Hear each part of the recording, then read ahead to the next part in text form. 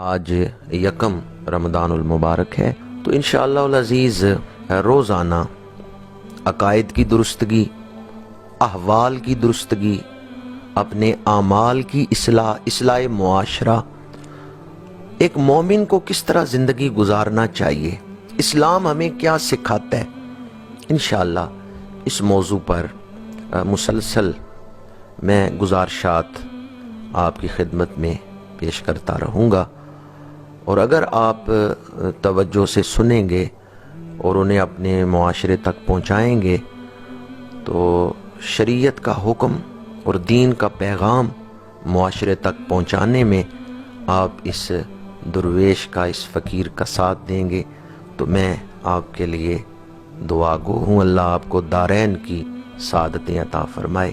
ماہ رمضان المبارک میں جہاں آپ ڈھیروں نیکیاں کما رہے ہیں، وہاں عقیدے اور عمل کی اصلاح کے لیے اور دینی تربیت کے لیے بھی وقت نکالیں، اس طرف بھی توجہ دیں کہ ہمیں انفرادی طور پر اور اجتماعی طور پر کیا کردار ادا کرنا ہے اپنے معاشرے کی اصلاح میں۔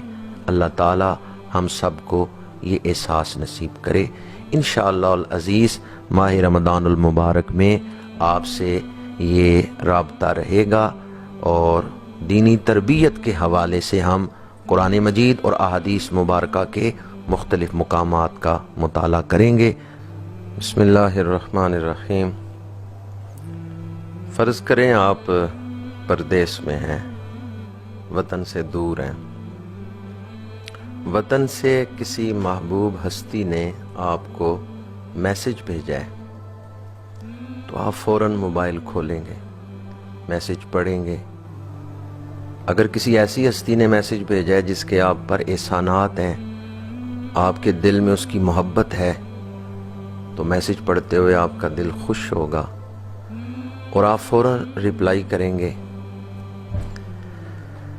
اور اس کے بعد بھی بار بار میسج کو دہرائیں گے، پڑھیں گے، دل خوش ہوگا کہ میں پردیس میں ہوں پر میرے محسن نے، میری محبوب ہستی نے مجھے یاد رکھا ہے، مجھے میسج بھیجا ہے۔ شکرانے کے جذبات دل میں پیدا ہوں گے، محبت بڑھے گی۔ اس وقت میں اور آپ، ہم سب پردیس میں ہیں۔ یہ دنیا ہمارا اصل وطن نہیں ہے، یہاں ہم کچھ عرصہ گزارنے کے لیے آئے ہیں۔ جس نے ہمیں اس پردیس میں بھیجا ہے اس نے تنہا نہیں چھوڑا، اس نے پردیس میں ہماری رہنمائی کے لیے سید الانبیاء خاتم النبیین صلی اللہ علیہ وآلہ وسلم کو بھیجا ہے، اور آپ کے سینہ پاک پہ قرآن نازل کیا ہے۔ قرآن وہ میسج ہے جو آپ کے خالق نے آپ کی طرف بھیجا ہے۔ کبھی آپ نے اسے بھی کھول کے پڑھے کہ میرا رب مجھ سے کیا چاہتا ہے؟ اگر آپ نے آج تک نہیں پڑھا تو میں کہوں گا، عرض کروں گا، نزول قرآن کا مہینہ چل رہا ہے، ماہ رمضان المبارک، اس کا حق ہے، اس مہینے کا ہمارے اوپر حق ہے کہ ہم قرآن کھول کے پڑھیں۔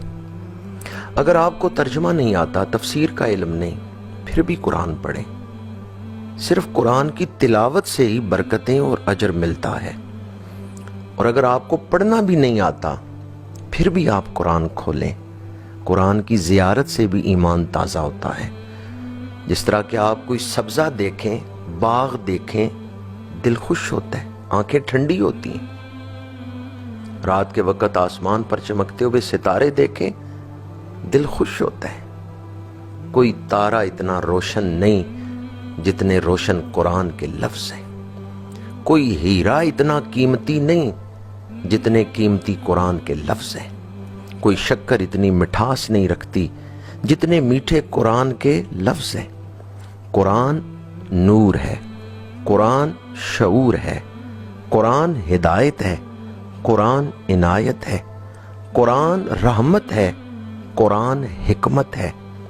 قرآن گرے ہوئے لوگوں کو اٹھانا جانتا ہے، قرآن ہارے ہوئے لوگوں کو جتوانا جانتا ہے، قرآن مایوس لوگوں کو مایوسی کی دلدل سے نکال کر زندگی کی شاہراہ پر چلانا جانتا ہے۔ اس لیے اقبال کہتے ہیں فاش می گویم آنچ در دل مزمرست این کتاب نیست چیز دگرست۔ اقبال کہتے ہیں قرآن کو محض عام کتابوں کی طرح ایک کتاب ہی نہ سمجھنا، قرآن ایک طاقت کا نام ہے، قوت کا نام ہے، قرآن زندگی ہے۔ مسلم شریف میں حدیث پاک ہے، میرے آقا کریم نے ارشاد فرمایا ان اللہ یرفع بہذا الکتاب اقواما ویضع بہ آخرین۔ جنہوں نے قرآن اپنا لیا قرآن انہیں عروج پر لے جائے گا، بلندیاں بخشے گا، اور جس نے قرآن چھوڑ دیا وہ ذلیل و رسوا ہو جائے گا۔ آج میں آپ سب سے عرض کرتا ہوں، اے بیمارو، اے پریشان حالو، تمہاری کوئی بھی مشکل ہے، قرآن کے اس سوال پر غور تو کرو۔ آپ معاشی مشکلات میں مبتلا ہیں، آپ گھریلو مسائل میں مبتلا ہیں، آپ بیماریوں میں گھرے ہوئے ہیں، کسی قسم کی مشکل ہے، سورہ تکویر کے اس سوال پر تو غور کریں فَأَيْنَ تَذْهَبُونَ۔ قرآن کہتا ہے مجھے چھوڑ کے کدھر جا رہے ہو، مجھے چھوڑ کے تم ذلت و رسوائی کی طرف جا رہے ہو۔ فَأَيْنَ تَذْهَبُونَ۔